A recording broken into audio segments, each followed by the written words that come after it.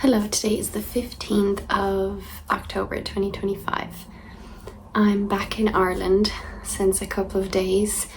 There are two main things I would like to talk about in this video, which is linked to many emotions and many thoughts.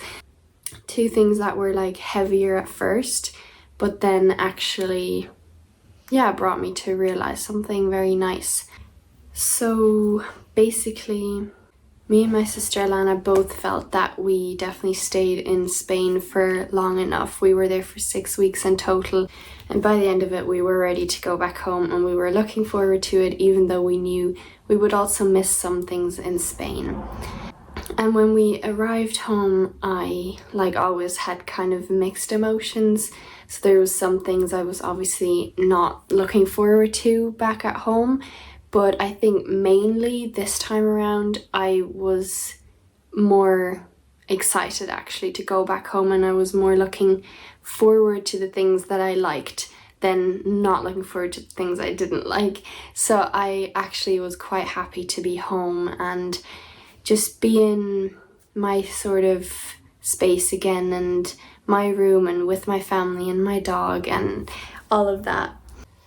And once we arrived back in Ireland as well, and on the car ride back home to our house, I actually did a lot of like reflecting. I just looked at our time in Spain and everything I achieved and everything I did, and I was just very like proud of myself and very happy about the time that we spent there. And like, even though some moments were quite difficult as well and so on, it was still like we kept going and I kept going, and we still made the most out of every day. And we, like, overall it's gonna be like an amazing memory always. Like for the future it will be amazing to look back on this time, and I could feel how special it was. So the next day actually, so the first full day we were back, I thought about Spain and I really missed it, because I really noticed how special that time was.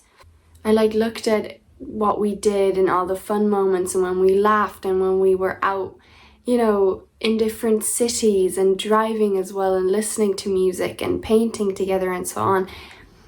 I just really, for the first time then, even though it was always in my mind in Spain that I intellectually knew that this is a really special time and it will always be a lovely memory, to look back on, it was still like I couldn't fully realize, I couldn't fully feel it while I was in Spain and in those moments, because then there was maybe always something bothering me or something else on my mind as well that I didn't really fully feel like, feel how special it really was. But then looking back on it, I very much realized how special it was, and in that moment I appreciated it so much, while at the same time being sad that I couldn't see it so clearly when I was in Spain. So I guess I was kind of beating myself up a small bit for, I guess, not enjoying it as much as I could have, but also I immediately realized that's putting so much pressure on myself, and that's very unhelpful. And I made the most out of everything, and we had so many moments that were lovely, and I always knew it was special. Like, in the back of my mind, I never took anything for granted. I always knew it was super special. So I was then talking kinder to myself again, and really just upset about not being there anymore. But at the same time, I was not upset about being home. Like, I was very happy as well to be home and be back in my space. So that was just one thing that kind of then, went through my mind, and I was a bit upset about, which is, I guess, pretty normal as well. And then the other thing was that me and my sister Alana, we usually get along very well, and she is very much kind of my emotional support person as well in many areas. Or I always felt like I can go to her when something's up with me, and she'll be there, and even if we don't talk about what's going on with me, I know she'll always make me laugh somehow. She was just, especially this year, we grew a lot closer, and she was kind of my comfort person in a lot of ways.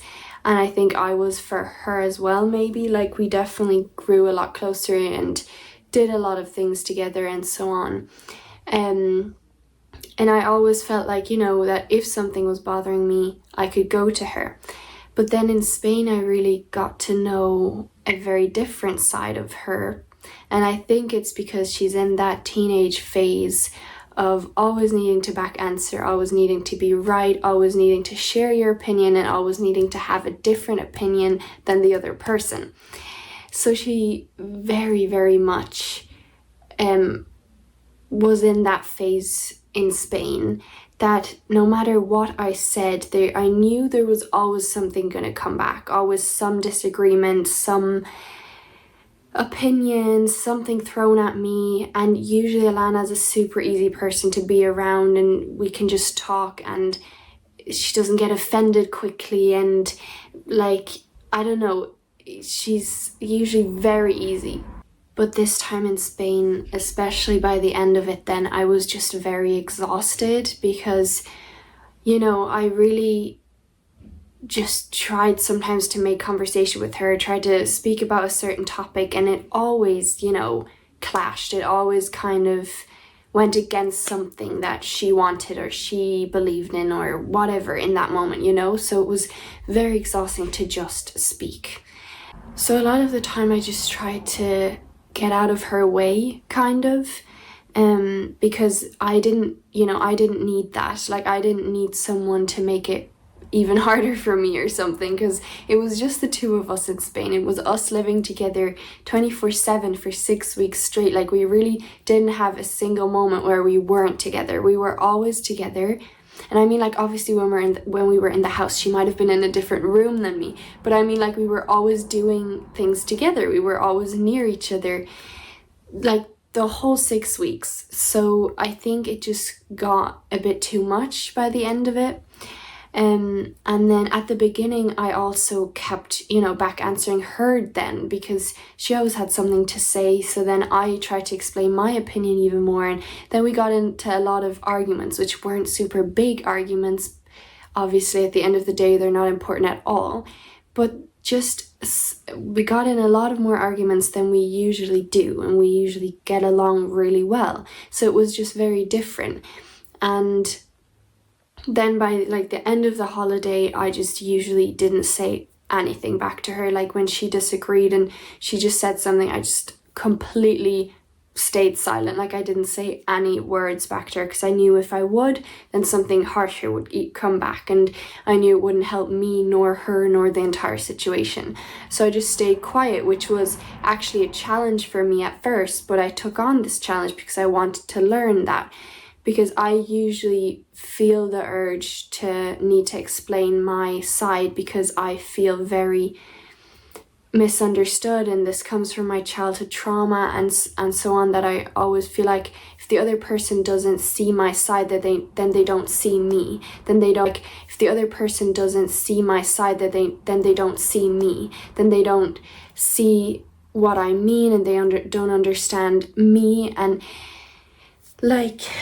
yeah, I always felt the urge to explain my side so that I would be seen and I would be heard. But now I kind of slowly learned that that's not true. Just because someone else doesn't see my side doesn't mean they're not seeing me, doesn't mean I'm alone, doesn't mean, the world is against me, and so on. So yeah, it was a challenge for me definitely at first to stay quiet, but honestly then I was quite proud of myself as well for not having said something back, and oftentimes just keeping my mouth shut. Yeah, even though it was still, not nice. And so basically when I was back here then in Ireland and reflecting on that as well, I just got very upset because I just, I wished Alana could have been the way she usually is with me in Spain as well. Not that I'm relying on her for emotional support, not that I need it, But it was just, she was very different. She was really in a different phase, and in certain moments it really wasn't very easy to be around her. It was quite exhausting, and she would probably say the same for me. But I know I was in that teenage phase as well, and I know it's just a phase.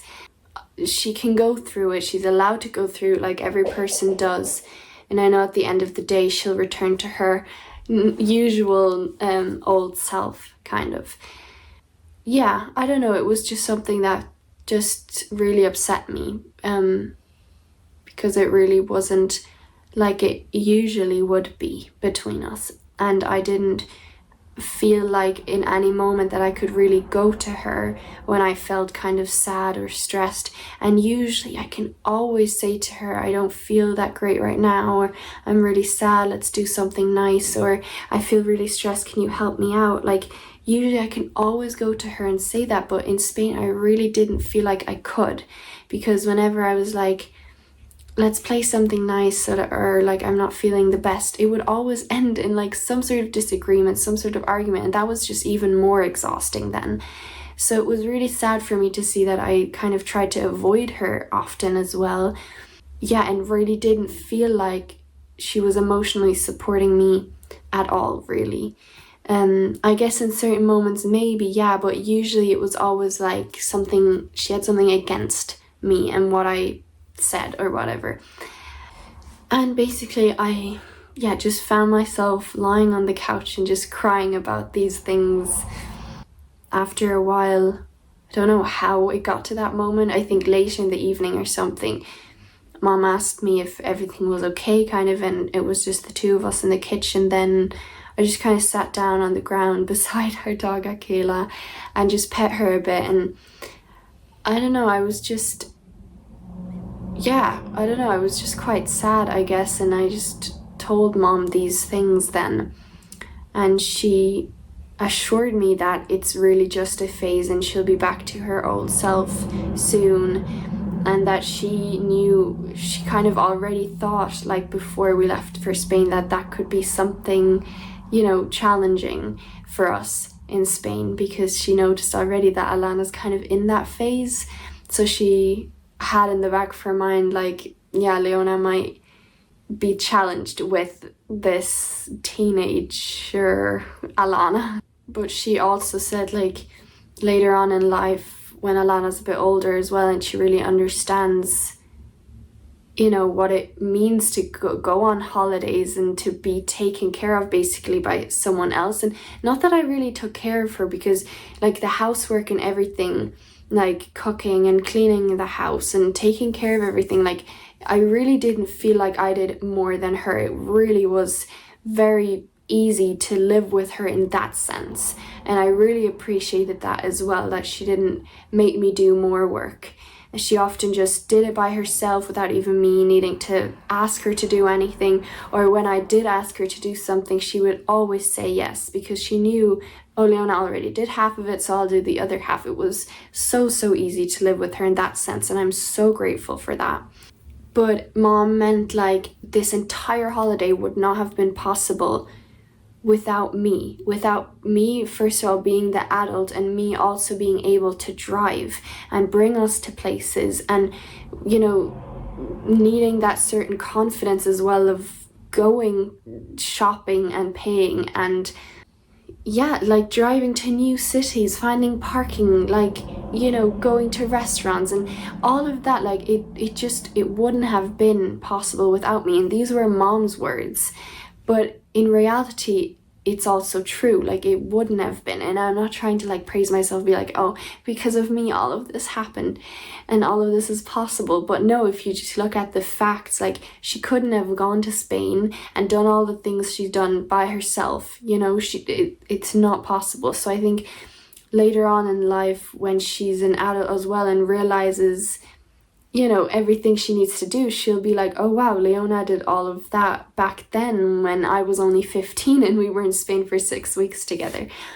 So Mom just kind of praised me for that, like for all the work I'd done and all of the responsibility, and for making this possible for myself and Alana. And yeah, that it was a big thing. And then of course it's not nice that my sister kind of, yeah, made it a bit more challenging than emotionally. And yeah, not that it's all her fault either. I'm not saying that at all, because I could have been better for sure as well and just not back answered at the beginning.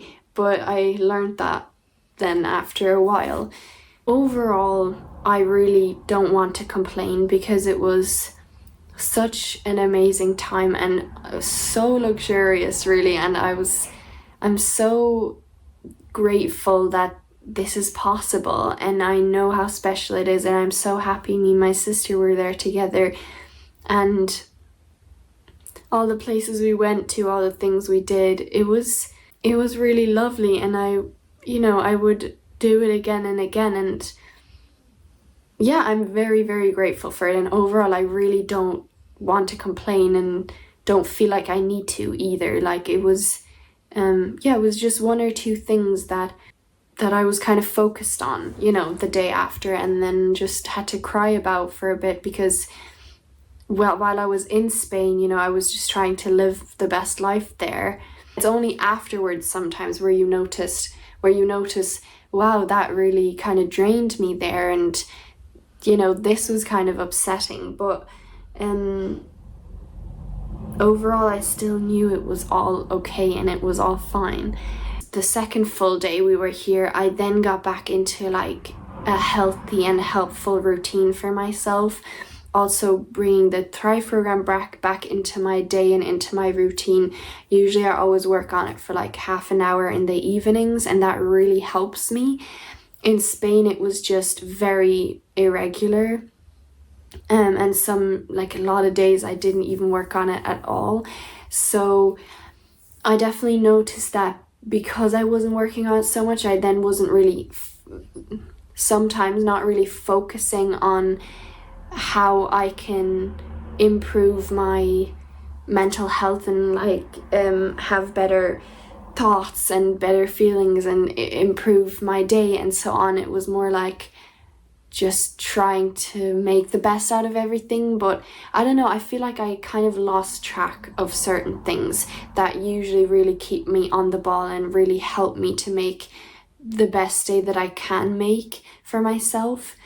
Even though it's not like, it wasn't like I lost everything or like my days were now horrible because I didn't focus on the Thrive program. But the Thrive program just really brings some structure into my mind, basically, and into my mental health and keeping me above the water and so on. And that sounds so dramatic because it's not like if I wouldn't do the Thrive program that I would sink underwater. It's that though, I'm still on a journey. I'm still not thriving. So if I do not do the Thrive program for a couple of days, I then do lose sight of certain things, that could help me improve my mental health. But when I do it every day, I know I also focus on certain things then, and I feel better mentally and emotionally. So yeah, obviously the goal is to be thriving someday and automatically think in a helpful way and know how to regulate emotions and feel capable and powerful. And usually I do, and I'm much, much better than I was a year ago and so on. But yeah, like I said, it really does make a difference if I do the Thrive program every day or if I skip a couple of days. I just do lose sight of certain things. So that's why being back here as well brought up a couple of memories as well and all of that, and nothing that's like really bad or nothing that I can't handle, but also some thoughts of like, oh, what if I can't handle this and that? And the answer is really, it's never about what if I can't handle it. It's how can I build the skills to cope with that. It's just that, if I ever think I can't cope with that, the reality is I just don't know how to cope with it. But I can learn, there's skills you can learn to cope with everything in life. And so, yeah, I'm trying to redirect my brain in that sense as well. It's never that I can't cope with it, it's just I don't know how to cope with that. But there's things I can learn and things I can do to cope.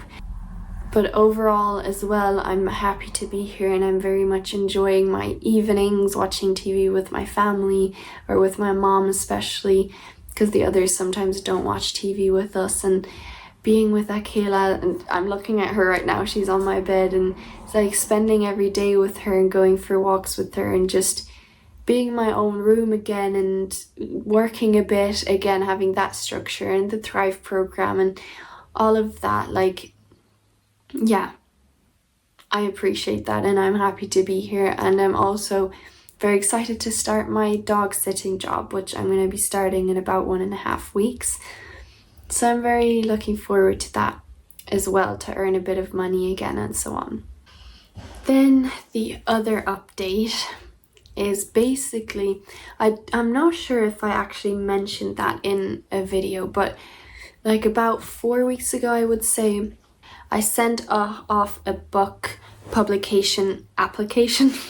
I don't know if that's the right terms, but basically there was people in England, or people in the UK, book publishers, looking for new writers, emerging writers, or writers, that have already been writing. Like, anyone could basically apply for this, and they would then, if they accepted your book, they would publish it for you and with you. And then, yeah, I would also earn some money from that. Yeah, so the name of the publishers is this. And just to warn you, do not apply to them. Do not apply for their book publishing, because, oh my god, this is a crazy story, honestly, because basically they're fake.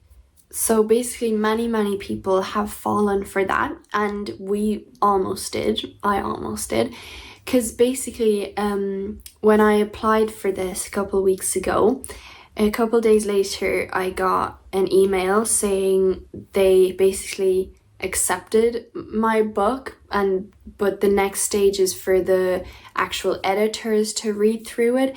They were going to have the final say on whether it's going to be published or not. So I had to wait a couple of weeks, and I was in between quite excited. I was like, this is such a cool opportunity, and the fact that I got accepted for the first stage already was really cool, and I was very excited about it. And really like praising my own work. I was like, obviously it's really good because they accepted it and it's going to the editors who are going to read it now. And then yesterday morning I got an email 4 weeks later or something saying my book got accepted and they are happy to sign an agreement with me based on my How Are You book.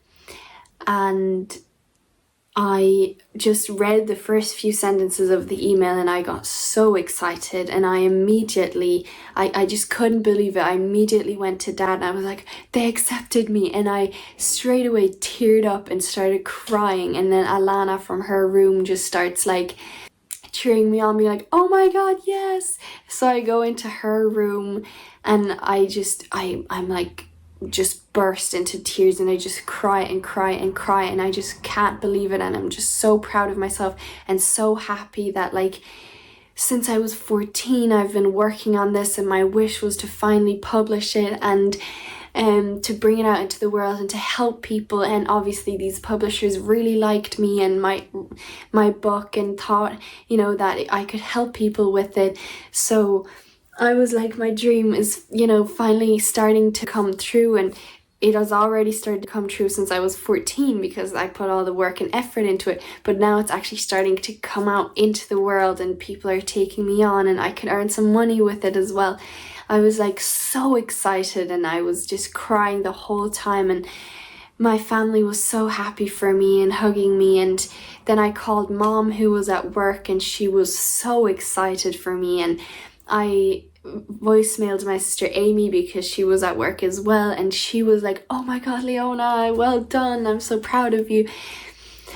And then I go for a walk with my dog, and I'm just like smiling, at the trees, smiling at the sky and at the earth, and I'm just again bursting into tears, and again so grateful, and I'm like so proud of myself, and like I'm like, my heart is full, that feeling, like my heart was so full, and I was so proud of myself. I was like, the 14-year-old version of myself who went through such hard times, and she believed that those hard times were meant for something bigger, and she never gave up hope that one day this will come out into the world and this will help people, that I'm gonna make something big out of this. And she never gave up that belief, and now she has reached it, and it's really happening, and she deserves every bit of success, and I'm so proud of her for never giving up.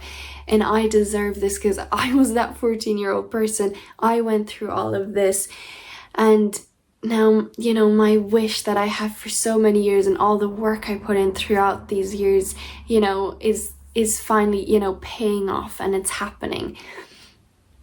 And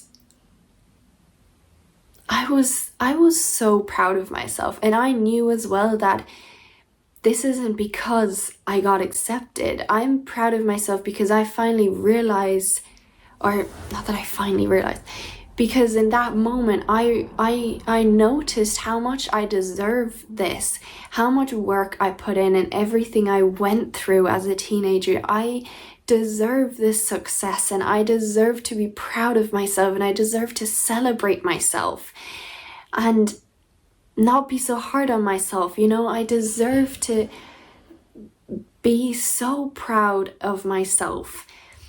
Yeah, and coming back home into the house, then I read through the email properly, and they sent a private text as well, specifically to me, about my book.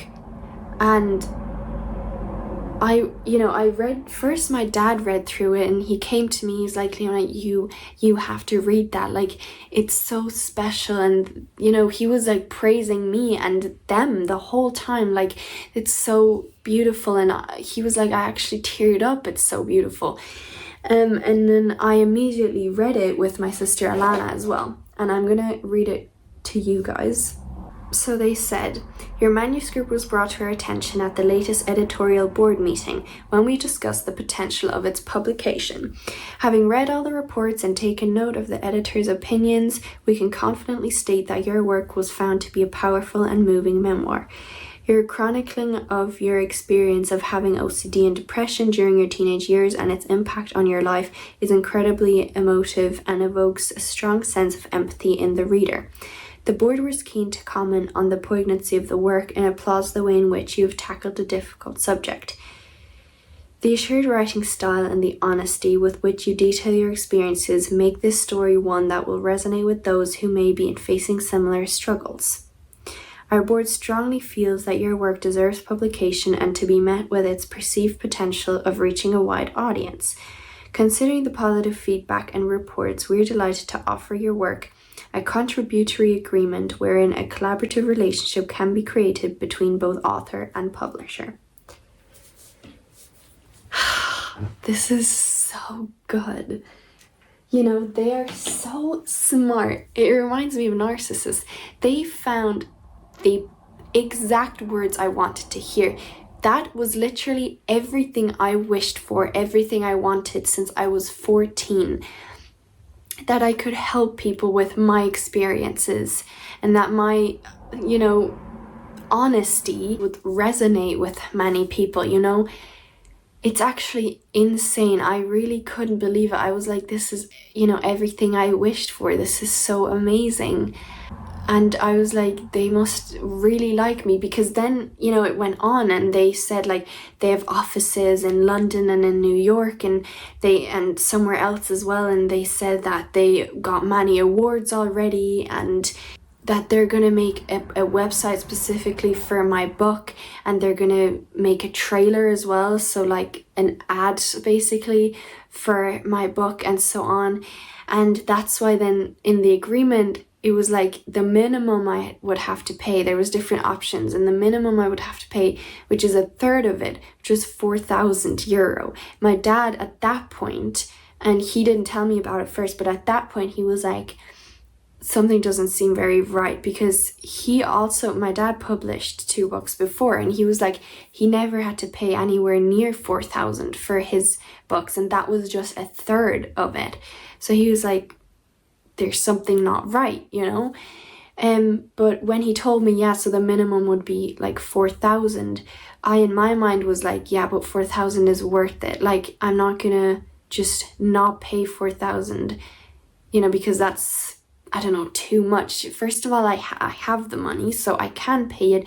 And second of all, I think it's worth it because I've been working on it for so long, and if they're really doing everything they're saying they're doing, you know, then that's worth it. And and I was like, oh my god, there's such a big thing, like, you know, that must mean that they really thought my book was special, and that they really thought it was unique and it deserved to be published. Oh my god. Yeah, so I just went through the whole day kind of celebrating my success, and I was in a very good mood, and I was super happy, and, you know, kept tearing up in between and just couldn't believe it. I was like, wow, my dreams are really coming true, and so on. And honestly, that feeling's not gone now that I know it's not actually happening with them. The feeling, it's not really gone. Obviously now there's disappointment as well, which I'll get to, but I'm still, yeah, okay, I'll get to that. I'm still like super, you know, proud of myself, and I see that I deserve to be celebrated. You know, that's what I learned from all of this, but I'll get to that. So anyway, I went through my day, and then at some point what came through my mind, which already went through my mind during these weeks as well, but it somehow left my mind again pretty quickly. I was like, am I even allowed to publish my book with these people when I'm in agreement with producers in Dublin, you know? So I was like, is that even allowed? So I don't know if in my agreement it says, you know, I'm not allowed to do anything else with my book. So I went to Dad and asked him this, and he was like, yeah, technically he was like, first of all, his face was kind of blank, and he was talking very, like, silently, kind of from his stomach area, I would say.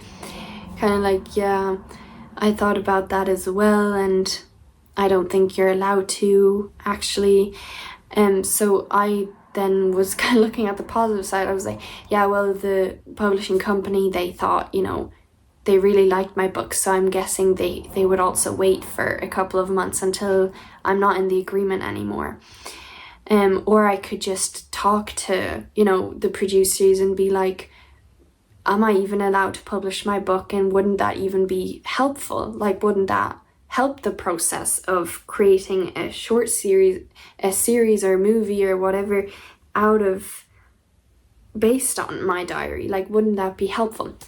So I was like looking at some options, and then he was like, yeah, I wanted to talk to you about 1 or 2 things anyway, maybe tomorrow, or do you have a second for me? And then I was just like, okay, he seems really down, and I don't know if I want to hear that right now when I'm actually in an okay mood. And I was just like, yeah, I don't know if I want to speak about that right now. And he just then kind of looked away and just was like, yeah. So about an hour later or so, I did some research, and I found out that they are illegitimate. And then he started crying, and he was like, he said some words, I don't remember what order, but he was like, I just didn't know how to tell you, like, I didn't want to tell you, you were so excited, and, you know, you did so much work and everything. So, like, he was really crying, and he was like, you know, really sorry for me, and just couldn't believe it, kind of. And he just went on to explaining then that these fake publishers have fooled so many people because their marketing strategies and so on are so good. And Dad is a marketer. Dad works online, and he at first didn't see that they were fake, that they were illegitimate. He usually spots that immediately. But when he then went deeper, even deeper, I guess, he then saw, yeah, they're illegitimate. They're not. They take the money and then they don't do what they said they would do. And that so many people have been fooled, and that they apparently accept everyone who applies, and they find the right words to make people want to agree to them and to their terms and conditions. When Dad told me and he started crying, I was like, Dad, it's okay, it's not your fault, it's okay. Like, so I was kind of calming him down, and I didn't at all cry, and I was honestly kind of surprised at my reaction because I stayed pretty calm, and I didn't feel like my world was about to like end, or I didn't feel like my world was sinking or anything, which I thought I might react that way if I would actually find out this was fake, because those were thoughts that went through my mind as well. Like, I was mainly super excited and super happy and so on, but there was also thoughts like, what if the agreement isn't great, or what if this isn't actually real? And obviously I kind of they're rational thoughts as well, I guess, but I was kind of like, I'll figure that out as well, and it's okay. And I think I did feel like I needed to cry, and I was obviously very disappointed, but somehow I was so much more focused on what I learned through this entire situation.